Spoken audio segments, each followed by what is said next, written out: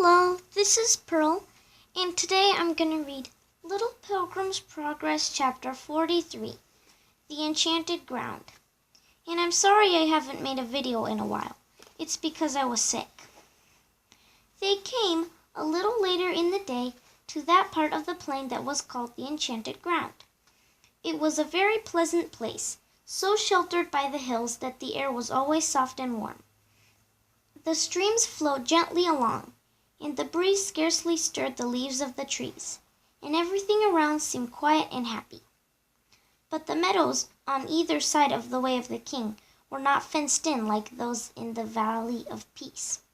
Therefore it was not safe for pilgrims to lie down and rest in them. The servants of the wicked prince were often hiding among the rocks and bushes, and when travelers were foolish enough to sleep there, they were almost sure to be robbed, if they were not carried away altogether. "Oh dear," exclaimed Hopeful presently, "I am so sleepy. My eyes keep shutting every minute. Do let us sit down and rest for a while."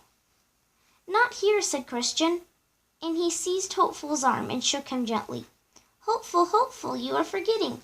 This is the enchanted ground." "Well," said Hopeful drowsily, "there is no one to hurt us. I will only stay a few minutes, Christian. Don't wait for me." He threw himself upon the grass, but Christian quickly pulled him up again, and this time he shook him violently. "What are you thinking about?" he said. "Don't you remember what the shepherd told us?" And he did not rest until Hopeful was thoroughly awakened. Then the little pilgrim was frightened at the thought of his danger. "What should I have done if I had been alone? I am sure I should have fallen asleep. I have never been so tired in all my life." "I was just beginning to feel sleepy too," Christian told Hopeful, "but shaking you roused me up. We may be very thankful that we were together. Let us talk about something interesting.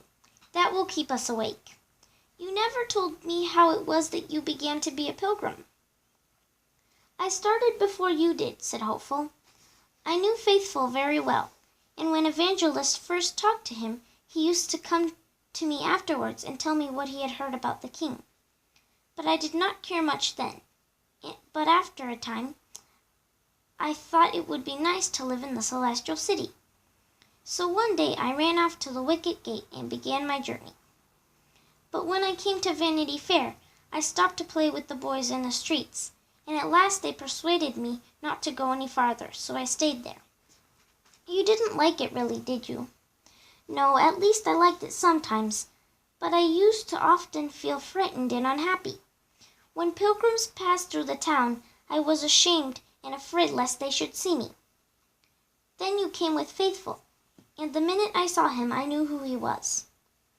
"Did you see us beaten?" asked Christian. "Yes, and I watched you when you were in the cage. Once I crept close up to the bars. I think you must have been asleep, but Hopeful saw me, and he spoke to me." "What did he say?" "He begged me to leave the city at once, and he said the king would forgive me for our dear prince's sake. Then I saw all that dreadful sight, and I knew that Faithful had suffered patiently because he loved the king, and I made up my mind that, when you were set free, I would ask you to let me go with you." "I'm so glad you did," said Christian. "We have been very happy together. Don't you feel glad too?" "Yes," replied Hopeful, "indeed I do. I am sure now that the king loves me, and it will not be very long before we are both safe in his beautiful city."